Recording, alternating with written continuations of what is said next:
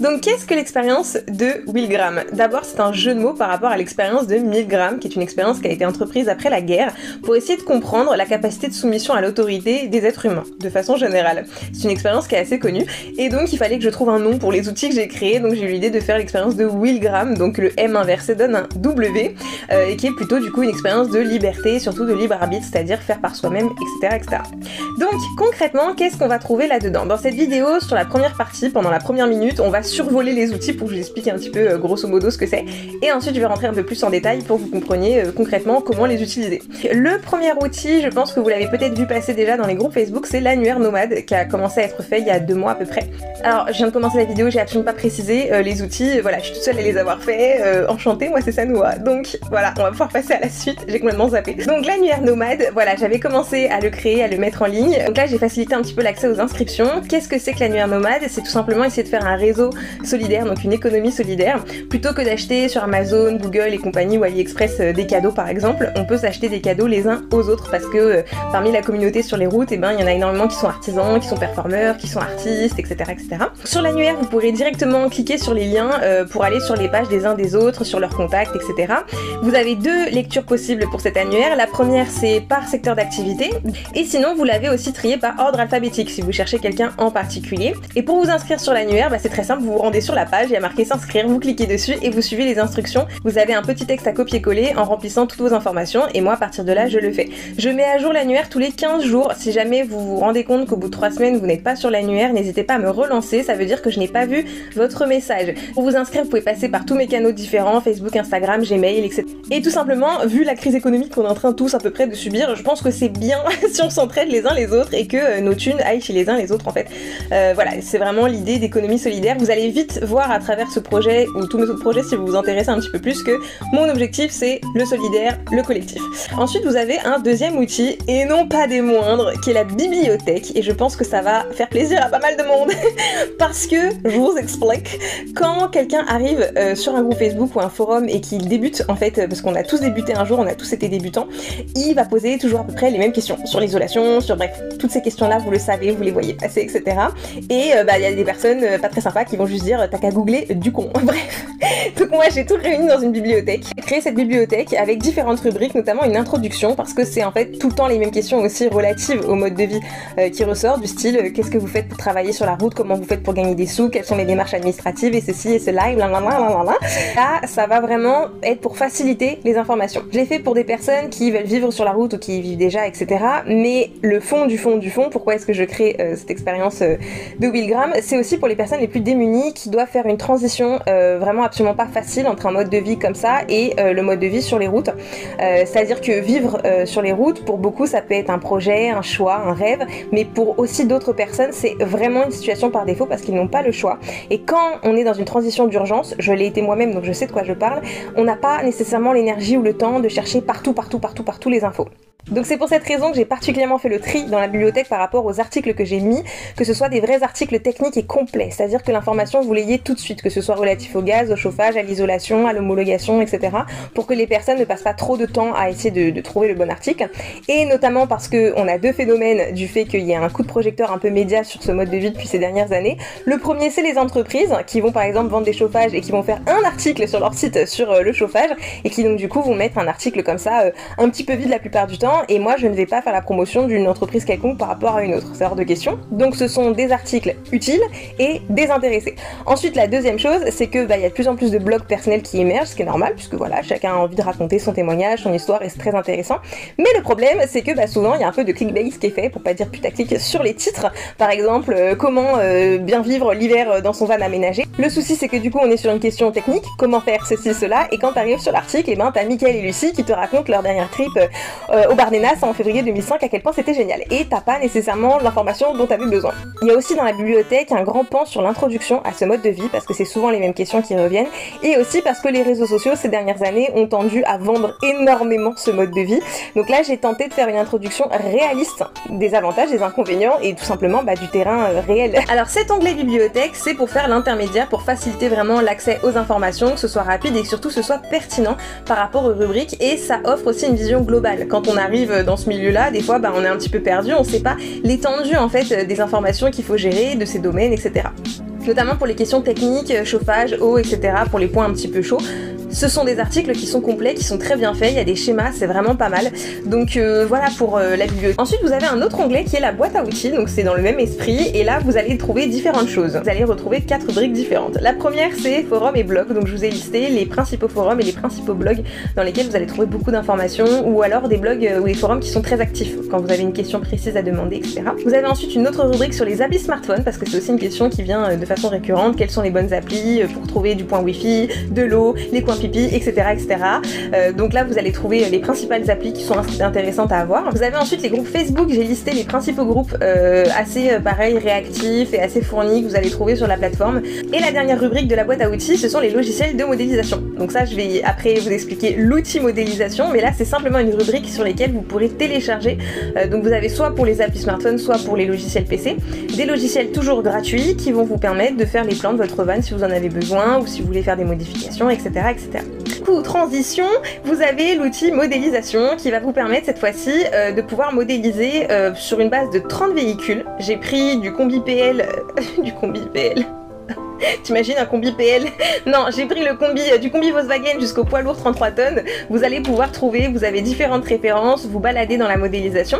Il vous suffit pour ça de télécharger SketchUp version 2017, qui est de la version complètement gratuite. Vous avez plein de tutos sur YouTube pour vous expliquer. Franchement, en une après-midi, c'est calé, vous pouvez savoir l'utiliser tranquillement. Et vous pourrez choisir, donc dans la modélisation que je vous ai faite, vous sélectionnez les véhicules qui vous intéressent. Vous pouvez faire votre aménagement. Vous avez même un coin où je vous ai déjà un petit peu pré-mâché le truc. Il y a des frigos, j'ai mis une galerie, j'ai mis une douche, des petits modules comme ça que vous pouvez directement prendre pour les placer dans votre véhicule.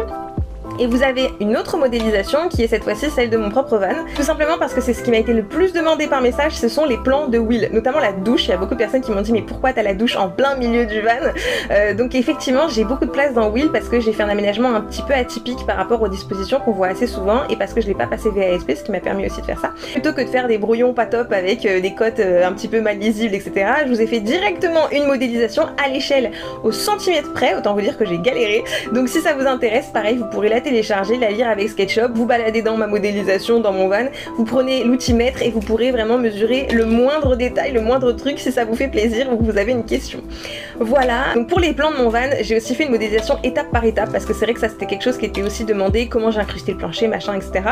Et parfois c'est pas tellement lisible quand on lit des blogs ou autres. Donc ça viendra par la suite parce que là c'est bon, j'ai déjà bien travaillé. Et petit aparté, si l'aménagement en particulier de mon van vous intéresse, vous aurez toutes les informations sur mon Instagram. J'ai fait une story où j'ai mis les étapes intermédiaires. Bon, c'est un peu filmé avec le cul, mais bon. Sur l'outil plan et modélisation, vous trouverez aussi pas mal de tutos YouTube que je vous ai sélectionnés pour la prise en main de SketchUp. Voilà, si ça vous intéresse. C'est des tutos que je trouve vraiment très bien réalisés. Les mecs se sont donné la peine.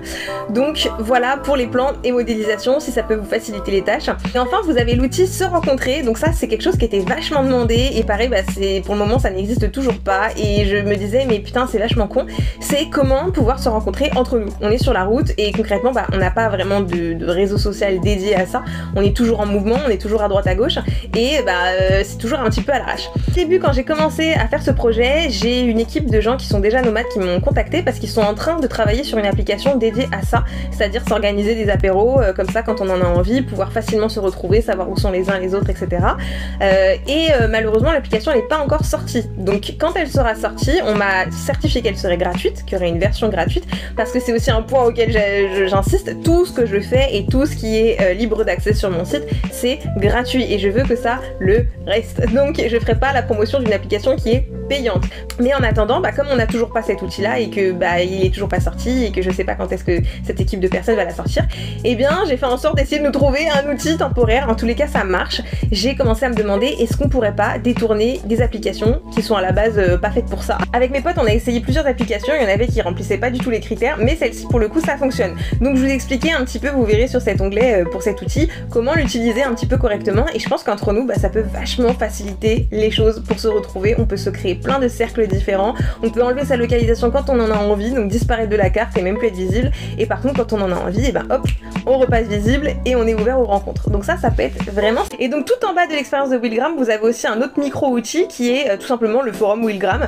C'est-à-dire que par exemple, vous êtes dans le 34, vous cherchez un électricien en particulier pour avoir tel projet, telle demande, dans tel budget, etc.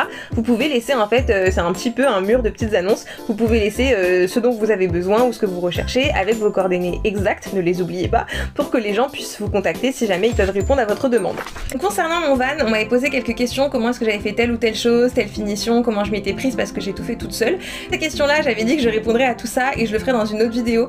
Je donnerai des petits conseils pour les personnes qui sont tout seuls aussi, donc qui vont vraiment tous taper, parce que je vous jure que faire l'isolation seule avec les plaques de CP qui font 3 mètres sur 2 quand on est seul, c'est pas la même chose que quand on est deux et quand on a une main en moins. Donc voilà, je donnerai quelques petits détails pour des personnes qui sont un petit peu en galère comme j'ai pu l'être, afin que ça puisse peut-être les aider ou les motiver davantage. Donc ça par contre je le ferai dans une autre vidéo. Par la suite je le ferai, il faut que je trouve le temps, je ferai les étapes où du coup je vous donnerai quelques petits conseils comment j'ai pu faire telle ou telle chose. Je vous donnerai aussi où est-ce que j'ai acheté mes équipements, comment est-ce que j'ai fait aussi pour faire quelques petites économies. Pour ceux qui ont suivi ma galère sur les réseaux sociaux, je me suis retrouvée dans une situation très précaire, et donc du coup pareil, je donnerai quelques petites astuces en ce sens-là au niveau de la récup et compagnie. Concrètement mon van il a recyclé 80% de mes biens. Donc voilà, donc tout ça, vous trouverez ces informations là dans l'onglet Van Atelier. Pourquoi est-ce que je fais ces outils gratuits? Ça rentre en compte avec ce que je fais déjà, donc tous les projets bénévoles que j'ai pu mener et créatifs. Donc l'expérience de Willgram, comme je vous ai dit, ça me tient à cœur, et là je parle un petit peu plus sérieusement. Fait partie d'un outil parmi d'autres que je vais créer qui seront pas relatifs au monde du van, et parce que comme je vous l'ai expliqué, c'est aussi une solution pour des personnes qui sont extrêmement démunies, extrêmement précaires. Soit elles vont acheter des caravanes déjà faites mais parfois obsolètes où il n'y a pas de chauffage, etc. Ou alors de façon un petit peu plus maîtrisée, elles vont pouvoir se mettre dans des véhicules qui seront plutôt bien, plutôt fonctionnels, plutôt confortables, etc. Donc c'est pour ça aussi que j'ai fait l'expérience de Willgram et que ça me tenait à cœur. À ce propos, vous trouverez un article qui a été fait par rapport notamment à un film, cette fois-ci qui a été fait, qui vient des États-Unis, parce que la crise économique que les Américains sont en train de vivre, on est en train de voir, ça s'illustre très bien, plein de personnes qui petit à petit viennent vivre dans des véhicules. Pour beaucoup de personnes démunies, c'est une porte de sortie comme une autre, et donc je trouve que c'est important de pouvoir faire une sorte de grande conciergerie qui pourrait les accueillir, qui pourrait les aider, une sorte de hub de passage qui pourrait vraiment faciliter l'accès aux informations, que ce soit clair, que ce soit limpide.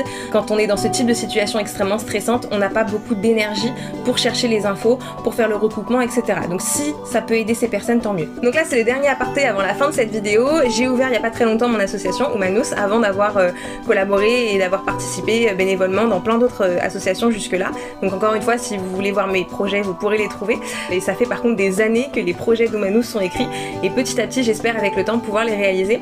Et l'objectif du coup ça va être de créer des hubs comme ça d'informations qui seront super importants. Là c'est pour la vie nomade, mais ça concernera plein d'autres sujets extrêmement importants par rapport à la vie en autonomie, de pouvoir les éco-villages, la permaculture, etc. Comment réapprendre à vivre de façon beaucoup plus collective, de refaire les choses, faire pousser ses légumes, se chauffer. Donc le but de cette association, ce sera aussi de reprendre le tissu intergénérationnel, parce qu'on a des personnes retraitées par exemple qui ont des savoirs extrêmement importants, que ce soit le travail du bois, du fer, du verre, etc. On doit réapprendre pour la nouvelle génération comment utiliser ça. L'objectif, ça va être de mutualiser ces connaissances et de veiller à leur accès libre et gratuit. C'est vraiment le truc le plus important. Ensuite, concernant la communauté nomade, si tant est qu'on peut parler de communauté, mais on se comprend, vous voyez ce que je veux dire par là. Il y a quelque chose d'assez préoccupant, c'est que ça devient un énorme business en ce moment. Il y a beaucoup de vautours qui tournent autour de ça, c'est en train de devenir un business assez monstrueux et franchement ridicule. Je vais pas citer les noms, je veux pas de problème, mais vous les avez certainement vus passer. T'as des mecs qui ont eu l'idée quand même de proposer un forfait à 700 balles pour que tu reçoives 10 coups de fil dans le mois pour t'aider si t'as des questions sur ton aménagement. Donc on est vraiment en train de prendre les gens pour des pigeons de plus en plus, pour des assistés, pour des incapables, alors qu'ils sont tout à fait capables de le faire. Et c'est justement ce que veut faire l'expérience de Willgram, c'est inciter à se débrouiller.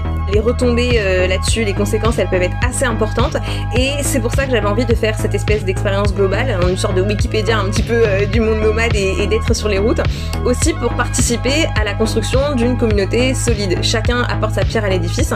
Quand il y en a qui font des blogs et qui prennent du temps à mettre leur schéma électrique, etc., à expliquer les uns aux autres, c'est faire preuve de solidarité les uns avec les autres.